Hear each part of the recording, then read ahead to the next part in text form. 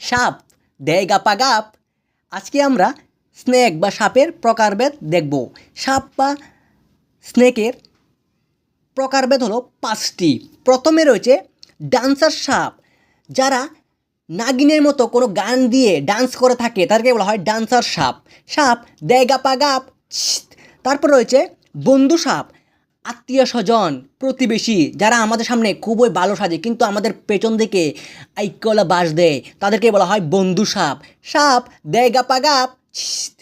তারপর রয়েছে গেম সাপ, যারা ফ্রি ফায়ার পাবজি খেলে শুয়ে শুয়ে এনিমিদের কিল করে থাকে তাদেরকে বলা হয় গেম সাপ। সাপ দেয় গাপাগাপ। তারপরে এক্স সাপ, প্রত্যেকের জীবনে থাকে এক্স, যারা আমাদের জীবনে থাকাকালীন আমাদের জীবনটাকে 12টা বেজিয়ে ছেড়ে দেয়, তাদেরকে বলা হয় এক্স সাপ। সাপ দেয় গাপাগাপ।